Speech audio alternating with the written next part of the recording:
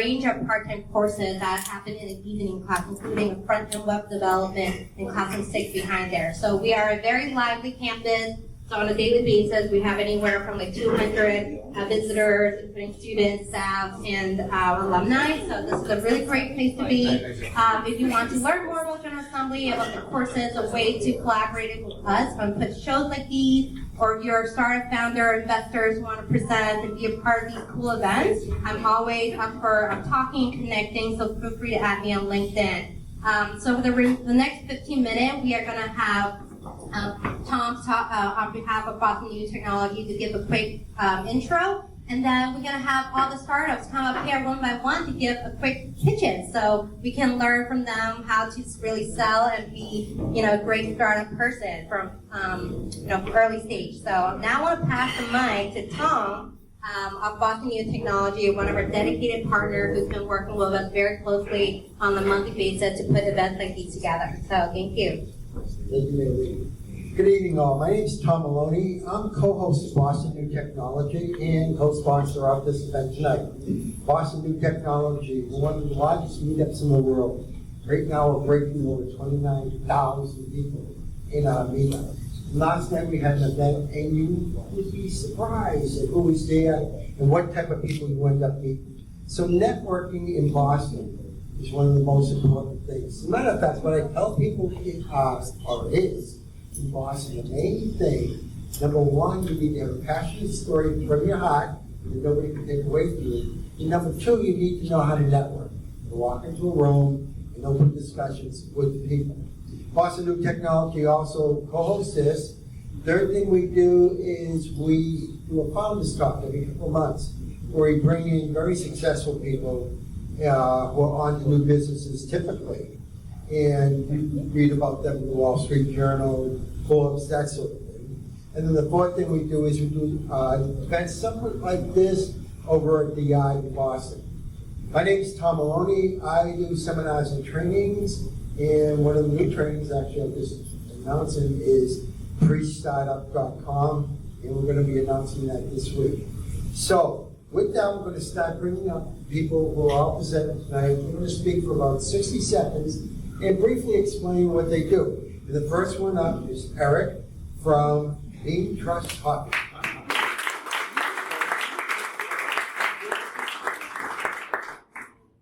I wear many hats.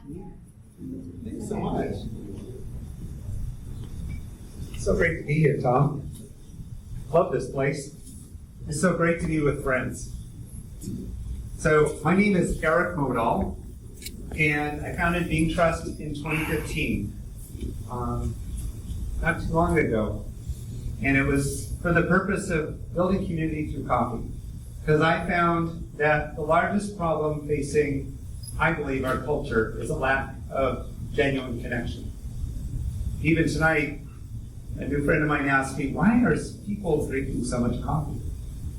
And I can't help but think the reason why is because we're all longing for others to know us and to be comfortable with one another.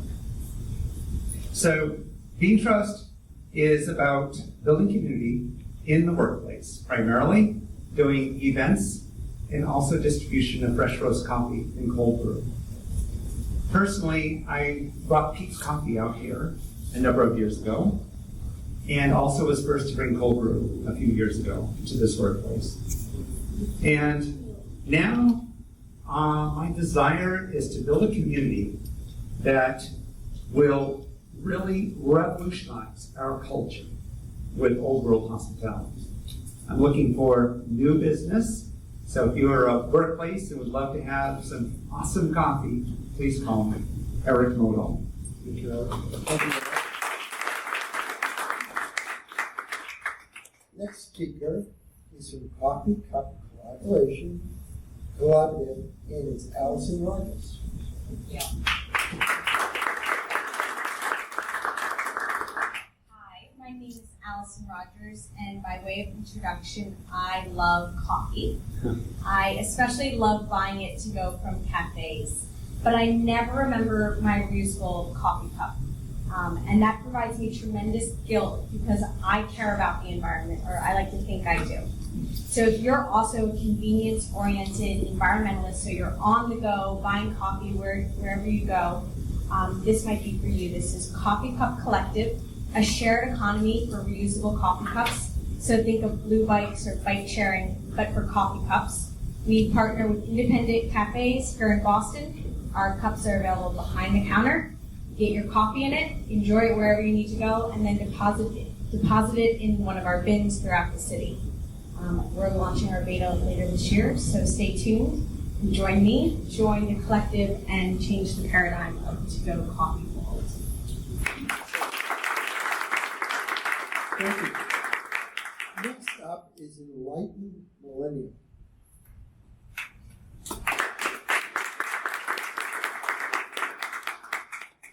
What's up, everybody? My name is Perry Tawari. I'm actually a real estate developer, and I'm the owner of Asif, which is a supplement company. What do you do, Leo?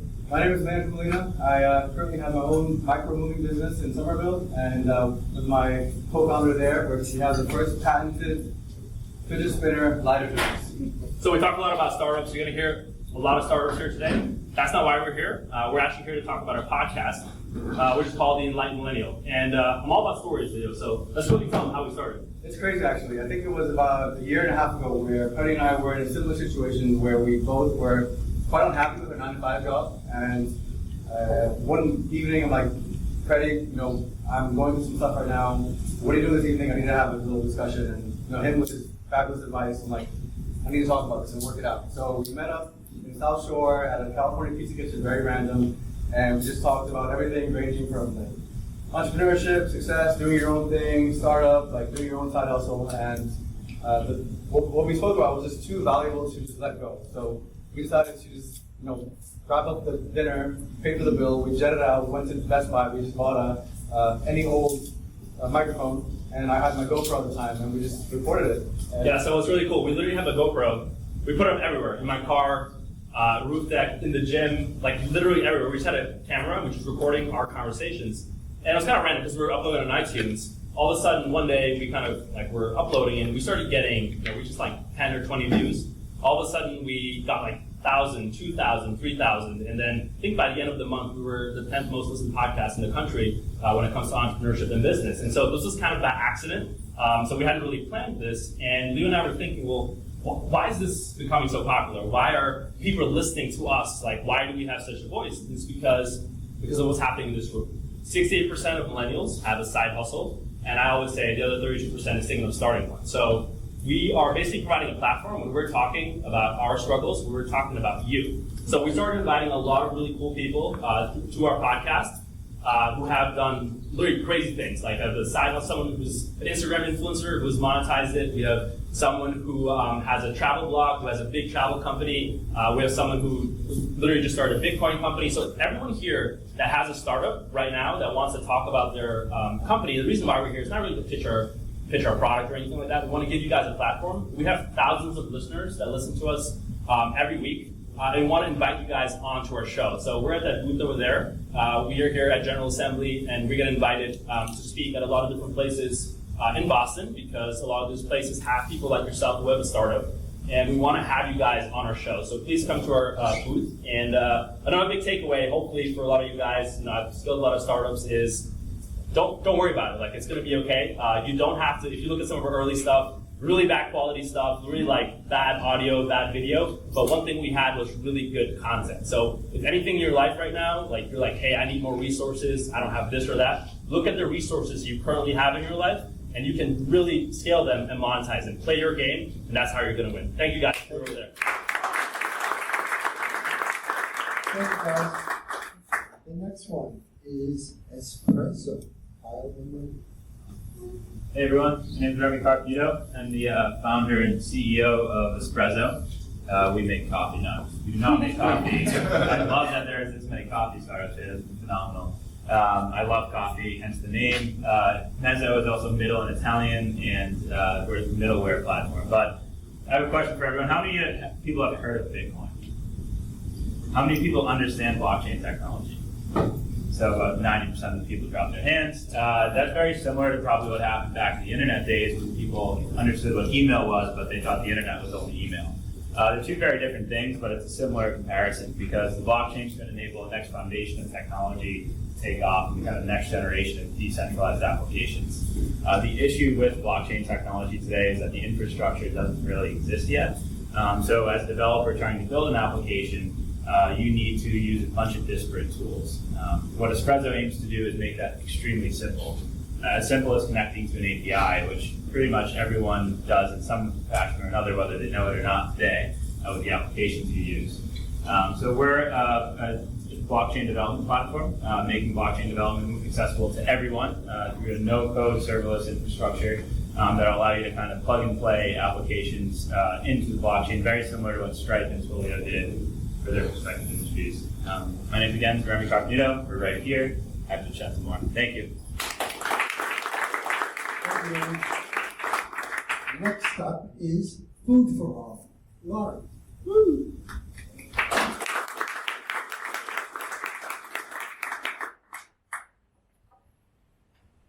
Hi everyone, I'm Lauren. I'm here to represent Food for All. So for anyone who's not familiar, Food for All is a mobile app that's trying to help restaurants reduce their food waste. So any restaurant that pre-prepares food, this is like anyone in the fast casual space, bakeries, cafes, they face the daily challenge of knowing how much food to prepare. And often this leaves them with some surplus that they can't save for the next day. So instead of throwing that food away, they can post those meals on Food for All, the app, for 50% off in order to bring in customers during the slow hours of the day so that they can drive business to their restaurant and help people save money on food and save food from the dreaded trash can fate.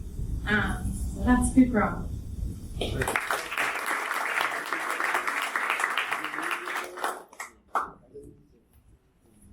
Next group up is, how do I pronounce this? Klaxion.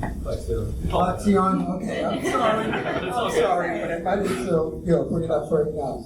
I know. Thank you. Shout out to Food for All. I'm a big fan of food. Hey everyone. Raise your hand if you like really long, boring, pointless meetings. No one? You? Really? No. Oh, okay, good, all right. So yeah, good.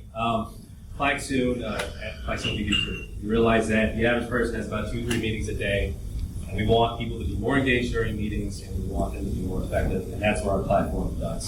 Through Klaxion, whether you're running a brainstorm with a team of people that are remote or right next to you, whether you want to ask a question or do a poll that's company-wide or through an entire department, you can do all through one platform. People can tune in via the laptop or their phone, and you're able to get feedback, cancel out objectives really quickly without having to waste too much time.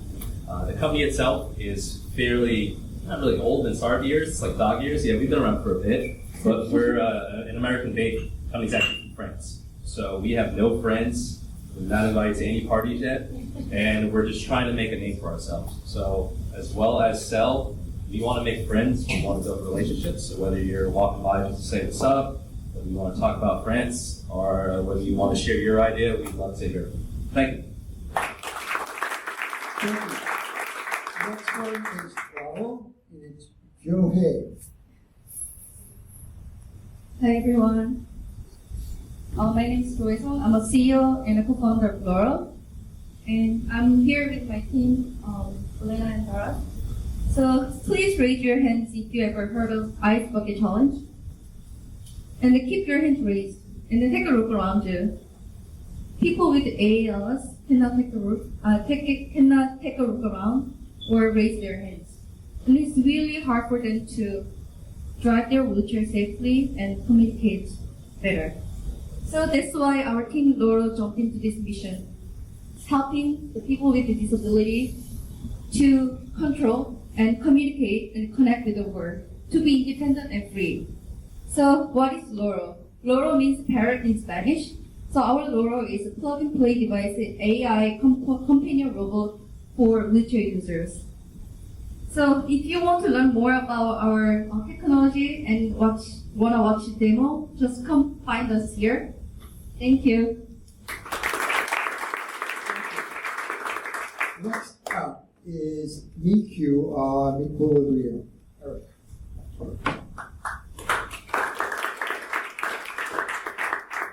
Hi, I'm actually Neil, but that's close enough.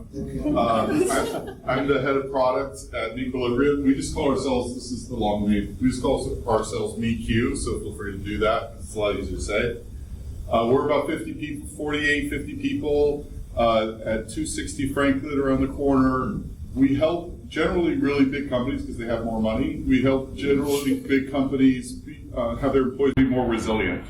So we meet with companies and we ask, do you think in this transformation age that the stress that our employees are dealing with is going to go up or down?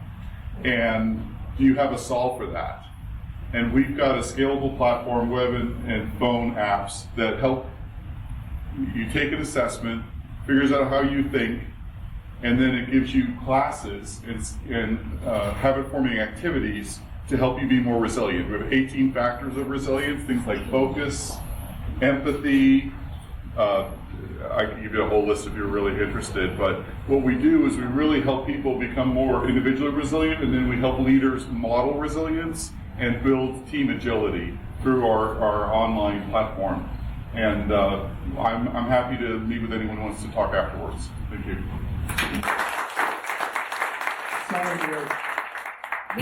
Next person up is from My Invino, and it's Jacob. Thank you. Thank you, Tom. So, I will do it now. Jacopo Cecchi, VP of Marketing at the MindVino. That is a process mining and digital twin of an organization startup. How many of you? Okay. I'll try. How many of you have ever heard about process mining? Not bad. Okay. Two. Okay. So, if you consider large organizations, they're made of processes, and these processes are often run by different teams and that use different information systems. So this fragmentation of the people and the information systems used leads to a lack of visibility on the end-to-end process. And as a result, it is difficult to improve the process and monitor the compliance of the process. What MindVino does with process mining is to take the information, the event logs data stored in the information systems used by the process stakeholders, and automatically generate a digital twin of the process. Thanks to this digital twin, you can analyze the process and identify opportunities for improvement, and at the same time monitor the compliance of the process. So that's in a nutshell what we do. Thank you. Thank you. Next up is Stride for Stride. Hello, thanks everyone for coming tonight. My name is Tom O'Keefe. I'm the founder of Stride for Stride. We are running a apparel company that uses our profits to purchase race bibs for low-income runners. You might not think, and running on your own is not necessarily that expensive, but if anyone here wants to run the Boston Marathon, it's going to cost you $350, which unfortunately excludes a lot of people from being able to afford that. So what we do is sponsor runners to run any races they want, whether it's the Boston Marathon, Providence Marathon, or half marathon, or 5K. We currently have 6 runners that we sponsor, 5 of who are immigrants from Central America who never would be able to afford to run a race like the Boston Marathon, and we give them that opportunity. One of our runners can run the Boston Marathon in 2 hours and 50 minutes, which is better than about 95% of the people that run that race. And for him to not have the opportunity to compete against everyone else just because of money is really unfortunate. What we do is get him into that race and buy those bibs for him.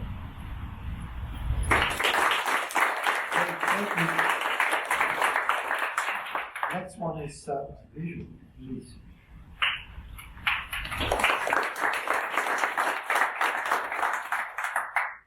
Hi, I'm Luis. So Subvisual is kind of a meta startup. We help and try to empower other startups and early stage startups and entrepreneurs, first time entrepreneurs, to be successful as much as as we can. So this can go from helping you, this is in the web and mobile space, so we can help you develop your product prototype if you're looking for funding. Can help you design that from anything from design thinking, UX. We can help with that. We have helped companies with hiring, with just culture, anything from when you're starting. We try to help with. So we've helped companies that went on and helped them get into like Y Combinator, 500 startups, and stuff like that. We are just opened an office here in Boston. We are a small company based in Portugal. So we're basically the main thing we're trying to do right now is know more people in Boston, see what the startup scene is like here, and see how we can help the startup community in Boston to succeed. So if you think you fit into any of these categories and I can help, please come and reach out. Thanks. Thank you. Next up is Trust Insights.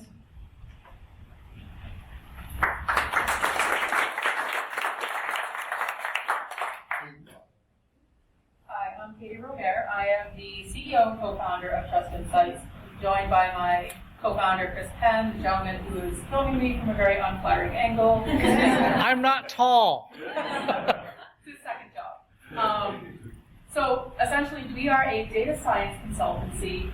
We help people make more money with their data. So what typically happens is companies are collecting data from all different places where they want to know this, they want to know that, but then what happens is sort of that analysis paralysis of I have so much data, I can't even get to it. I don't know if it's collected the right way, I don't know if it's the right data to be collecting, if it's clean, if I can use it. So that's where we come in. So our motto is we light up dark data. We help companies make more money with their own data. We help them get set up so that they're collecting the right metrics so that they can make the right decisions faster. So we really help take that burden of data collection and reporting and automation off the shoulders of primarily marketers, so that they can focus on the things that are more important, such as connecting with their customers, making actionable insights and valuable decisions, more so than being sort of stuck in the trenches of reporting and data collection. So for Trust Insights, you can find us at trustinsights.ai. We're machine learning and artificial intelligence powered. We're 3 people. So we use a lot of that technology to scale. Great. Next up is Wei Ku.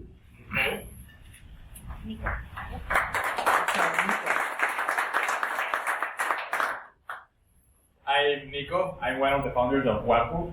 Waku is a wellness tea. It's a tea made with 20 different herbs and flowers. That's not only super tasty, but it also has the potential of changing the lives of thousands of Ecuadorian farmers in my home country, Ecuador.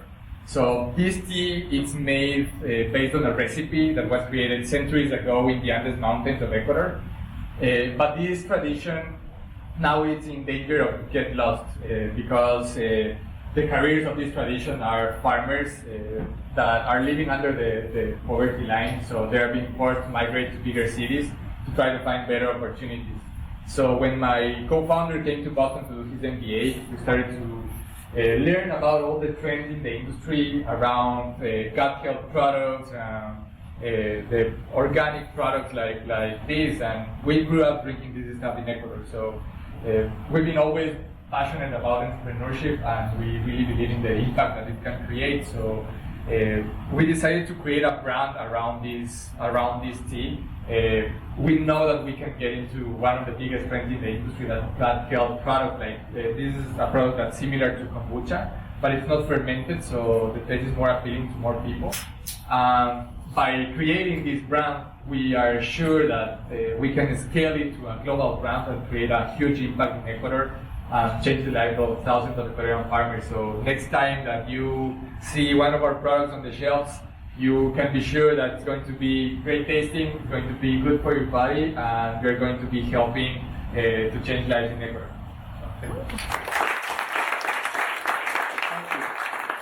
Thank you. One quick networking tip. When you meet somebody, don't ask what they do, ask what brings you here. Because now you get an open-ended question and the conversation naturally flows. So when you meet somebody, what brings you here? Thank you all. Have a great night. Want help solving your company's data analytics and digital marketing problems? Visit trustinsights.ai today and let us know how we can help you.